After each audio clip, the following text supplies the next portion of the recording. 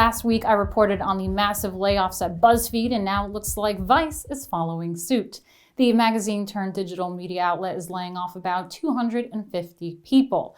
In a memo sent out to staff on Friday morning, which was shared with The Hollywood Reporter, CEO Nancy Dubik wrote, "Having finalized the 2018 budget, our focus shifts to executing our goals and hitting our marks. We will make Vice the best manifestation of itself and cement its place long into the future." Which is funny because it's pretty much exactly what Buzzfeed said as well. And to be fair, it's what you would expect a business to say when they're facing problems like this. But it's clear that Buzzfeed and Vice are trying to create a narrative that these changes are nothing to do with declining readership. This is a matter of companies using PR to hide the fact that they are a sinking ship. And you may remember last November when Vice said that they will focus on a hiring freeze. Variety reported, in addition to the hiring freeze, Dubik is planning to consolidate Vice's roughly 12 vertical sites, which the company called channels, which include Motherboard, Broadly, Noisy, Vice Sports, and Waypoint. It's not entirely clear how many of these separate subject-focused sites could be naturally combined. So Vice may end up simply shutting some of them down or folding them into its broadest channels, Vice News. 2 years ago, Vice's then CEO and co-founder Shane Smith had touted the launch of new channels as a big growth initiative. So don't believe this attempt to fool you. They are not doing just fine. This isn't just a strategy to improve business. The fact is, Vice's traffic has been plummeting for some time, and amazingly, they've been engaging in risky web strategy to try and make it look like they're as relevant as ever. Tim Pool made this correlation in a video, and he sourced a 2016 Variety article that states that Vice media traffic plummets, underscoring risky web strategy. Now, there is reason to believe these companies knew this was going to happen, especially Mike.com, because they've been engaging in something that I believe is kind of nefarious for some time. Back in 2016, we saw this story from Variety.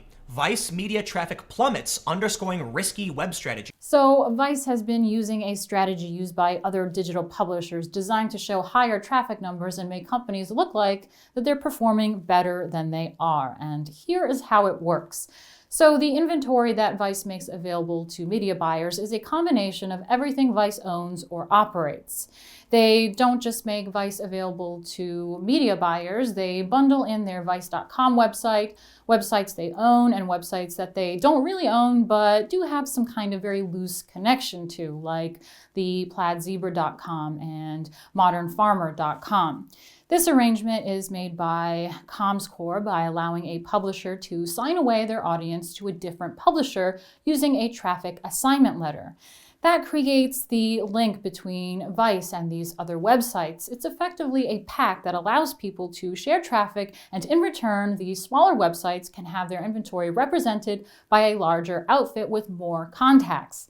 Digiday reported, in general, the idea of buying premium traffic directly from a publisher to have your ads placed on other sites not owned by the publisher is a very, very bad practice to go down, said Brian Sherman, VP Director of Programmatic Media Tech at Digitas LBI.